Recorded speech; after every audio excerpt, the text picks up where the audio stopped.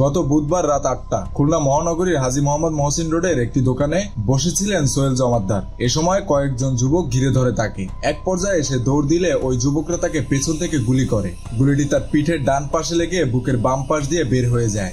স্থানীয় লোকজন তাকে উদ্ধার করে হাসপাতালে নিয়ে গেলে কর্তব্যরত চিকিৎসক তাকে মৃত ঘোষণা করেন। শুধু ওই ঘটনাই নয়, সাম্প্রতিক সময়ে খুলনায় সন্ত্রাসীরা বেপরোয়া হয়ে উঠেছে। প্রায় প্রতি রাতেই নগরী সহ জেলার কোথাও না কোথাও ঘটছে ধাওয়া পাল্টা ধাওয়া, গোলাগুলি ও খুন সহ সন্ত্রাসী ঘটনা। গত 4 মাসে খুলনা মহানগরী সহ জেলায় 23টি হত্যাকাণ্ডের ঘটনা ঘটেছে।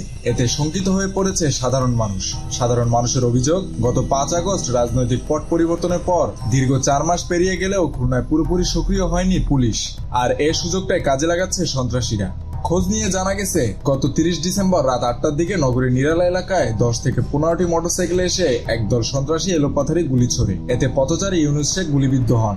এরপর সন্ত্রাসীরা চানমারি এলাকায় গিয়ে কয়েক রাউন্ড ফাঁকা গুলি ছোড়ে। এছাড়া ওই এলাকার আব্দুল আহাদ হাওলাদার নামে এক যুবককে চায়ের দোকানে বসে থাকা অবস্থায় কুপিয়ে আহত করে। গত 29 নভেম্বর রাতে সন্ত্রাসীরা নগরীর টুটপাড়া এলাকায় এলোপাথারি গুলি ছুড়ে আতঙ্ক সৃষ্টি করে।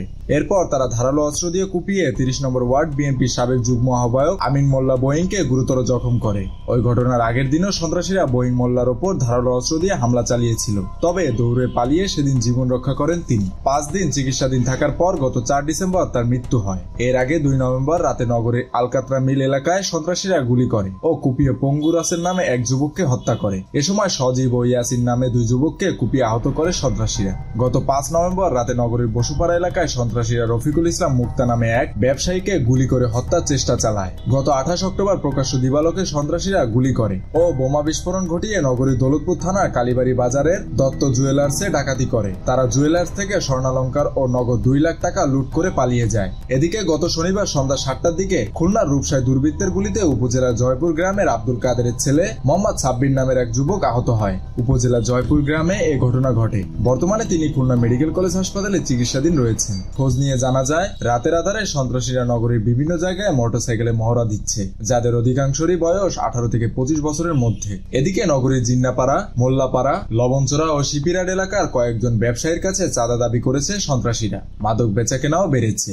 নগরবাসীর অভিযোগ, নগরীতে আগের মতো পুলিশের টহল অভিযান দেখা যাচ্ছে না। এছাড়া কারাগারে থাকা বেশ কয়েকজন সন্ত্রাসী জামিনে বেরিয়ে এসেছে। পালিয়ে থাকা সন্ত্রাসীরা এলাকায় ফিরেছে। পাশাপাশি সক্রিয় হয়ে উঠেছে কিশোর গ্যাংয়ের সদস্য ও বখাটেরা, যার কারণে আইন শৃঙ্খলা পরিস্থিতির অবনতি ঘটছে। এদিকে পুলিশের একটি সূত্র জানায়, গত 4 মাসে খুলনা মহানগরী সহ জেলায় 23টি হত্যাকাণ্ডের ঘটনা ঘটেছে। এর মধ্যে খুলনা মহানগরীতে 60টি ও জেলায় 16টি হত্যাকাণ্ডের ঘটনা ঘটেছে। এ ব্যাপারে খুলনা মেট্রোপলিটন পুলিশের উপকমিশনার আহসান হাবিব গণমাধ্যমকে বলেন, গত 4 মাসে খুলনা মহানগরীতে 60টি হত্যাকাণ্ডের ঘটনা ঘটেছে। সন্ত্রাসীরা অতর্কিতে মহানগরী এলাকায় প্রবেশ করে অনাকাঙ্ক্ষিত কিছু ঘটনা ঘটিয়ে পালিয়ে যাচ্ছে। তারা পুলিশের চোখকে ফাঁকি দেওয়ার জন্য কৌশল অবলম্বন করছে। তবে প্রতিটি ঘটনাতেই সন্ত্রাসীদের চিহ্নিত করে তাদেরকে আইনের আওতায় আনা হচ্ছে। এছাড়া অ্যাক্টিভ পুলিশিং করে অপরাধ দমন এবং আইন শৃঙ্খলা রক্ষায় মহানগর পুলিশ দিনরাত কাজ করে যাচ্ছে। আমরা আশা করছি শীঘ্রই জনজীবনে স্বস্তি ফিরিয়ে আনতে পারব। খুলনার অতিরিক্ত পুলিশ সুপার সুশান্ত সরকার গণমাধ্যমকে বলেন, অধিকাংশ হত্যাকাণ্ড ঘটেছে জমিজমা সংক্রান্ত বিরোধ, পূর্ব শত্রুতা, মাদক এলাকায় আধিপত্য বিস্তারকে কেন্দ্র করে। তবে পুলিশ অপরাধ নিয়ন্ত্রণে কঠোর অবস্থায় রয়েছে।